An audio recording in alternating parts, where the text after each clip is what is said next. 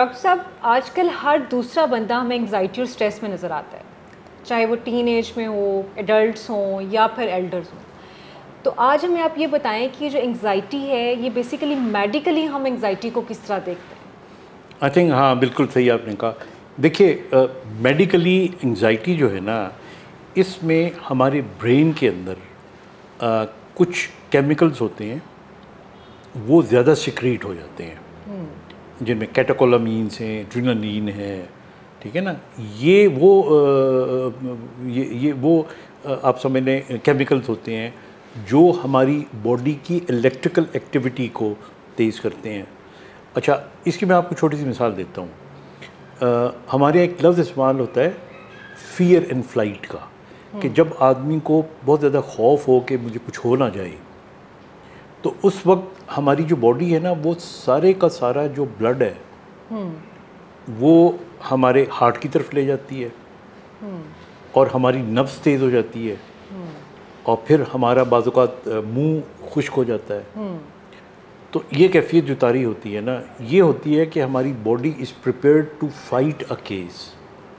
तो ये वाली कैफ़ियत अगर बग़ैर किसी फ़ियर के लोगों में आना शुरू हो जाए तो दिस इज़ एंग्जाइटी।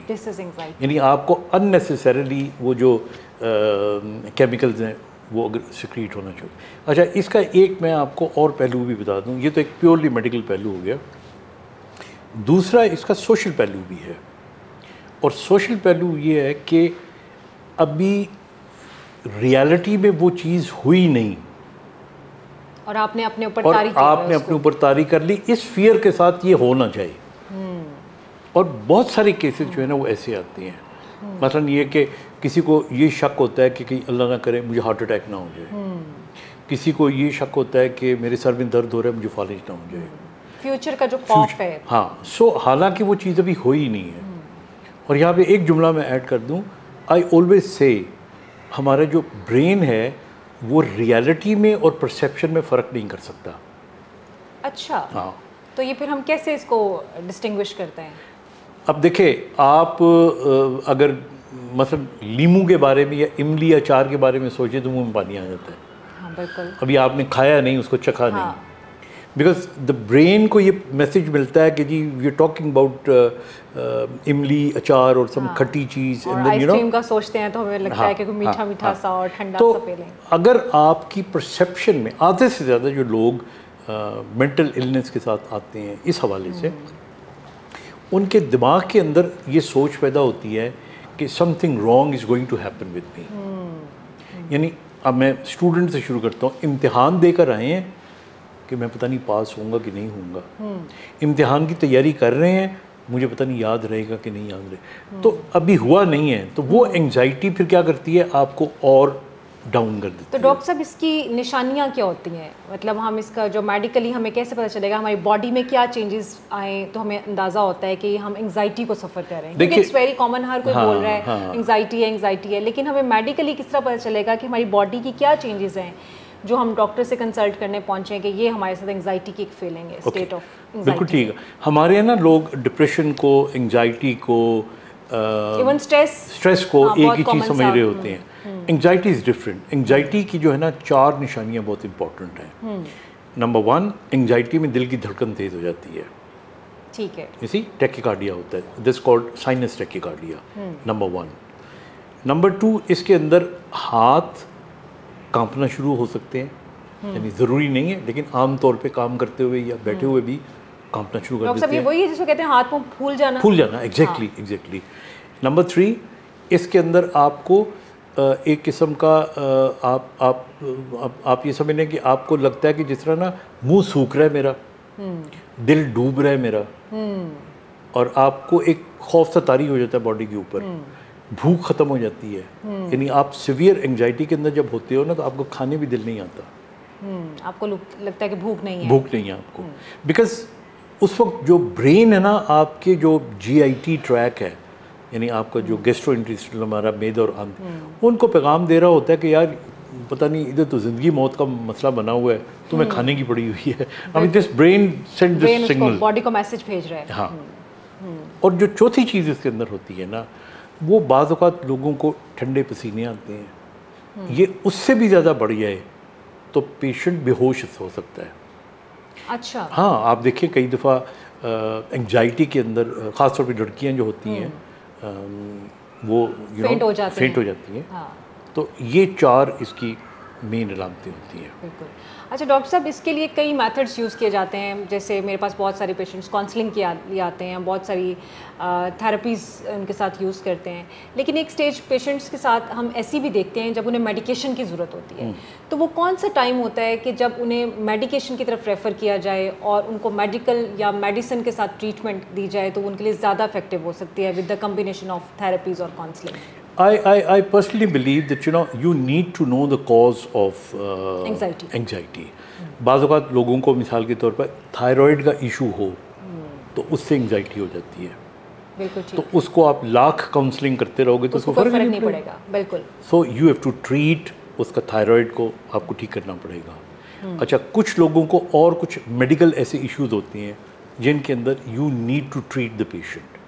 तो इसलिए या लॉन्ग टर्म इलनेस की वजह से बाज़ का एंग्जाइटी आ जाती है। उसमें एंग्जाइटी से ज़्यादा डिप्रेशन आती है, लेकिन एंग्जाइटी भी आ सकती है।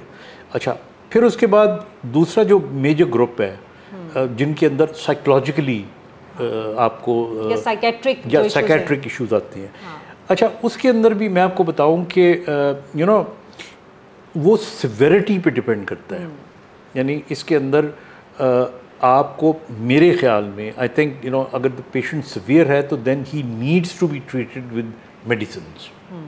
आपके मेडिसिन OCD है उस पे बहुत हमें देखने को डिपेंड करता है ना। ये डिपेंड करता है सिविरिटी क्या है। मिसाल के तौर पे आपको ना बीटा ब्लॉकर्स देनी पड़ती हैं ताकि हार्ट रेट कंट्रोल में रहे। बिल्कुल। और मैंने देखा है सिंपली काउंसलिंग से काम नहीं चलता। अगर तो मतलब हल्की सी एंग्जाइटी प्रोन शख्सियत आप हैं तो उसमें बहुत से मेथड्स है, हिप्नोसिस है, NLP है, कॉग्निटिव बिहेवियर थेरेपी है।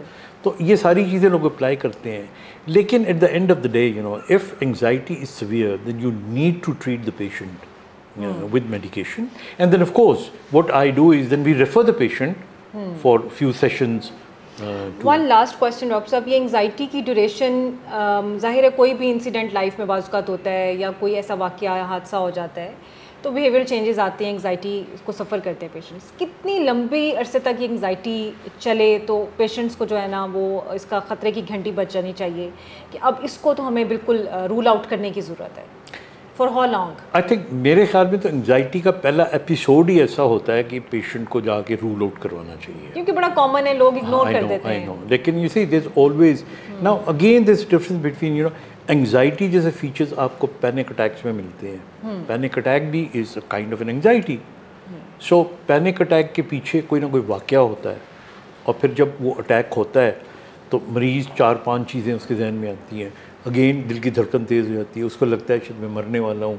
पहला ख्याल आता है मुझे हार्ट अटैक हो रहा है। फिर उसको लगता है, I always ask my patients उनको लगता है कि उनको एक फीलिंग आती है अगर मुझे कुछ हो गया, टेस्ट के लिए जा रहे होते हैं, नहीं ये जुमला कि मुझे कुछ हो गया तो मेरे बच्चों को क्या बनेगा, दिस मेक्स देम वर्स। फिर वो बात औक़ात आधे से ज़्यादा पेशेंट अपने तय टेस्ट करवा रहे होते हैं। बिल्कुल, स्टमक के टेस्ट हो रहे होते हैं, इसी चीज़ हो रही है। तो इसलिए इसके अंदर वेट करने की ज़रूरत नहीं है। जितना आप एंग्जाइटी को क्रॉनिक करेंगे ना उतना देर से प्रॉब्लमेटिक हो जाती है। So you have to treat it there and then. और लास्ट चीज़ मैं आपको बता दूं कि जिनको एंग्जाइटी या कोई पैनिक अटैक हो उसको मैं एक टिप दे देता हूँ। ऐसे मरीज़ों को यख ठंडा पानी, जो बर्फ़ पिघली हुई का पानी होता है, पीना चाहिए 2 या 3 घूंट, ज़्यादा नहीं। और जब वो पिए तो उसको मुंह के अंदर रखें, यानी गुड़क करके पीना जाना ताकि उनकी जो वेगस नर्व है वो स्टिमुलेट हो। और नंबर 1 और नंबर 2 इसके अंदर अपनी ये जो शहादत की उंगली है इनको कानों में डालें और यूं करके 7 या 8 दफ़ा फेरें। उसके बाद इनको खींचें, 6-7 तक की गिनती गिने और उसके बाद मसा करें 3 दफ़ा। ये ठीक है ना।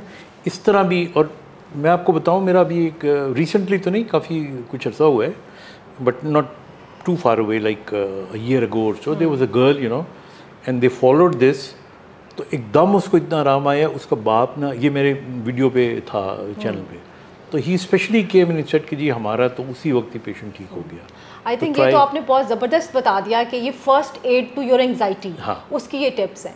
सो I think you can follow this and treat at the first stage of your anxiety.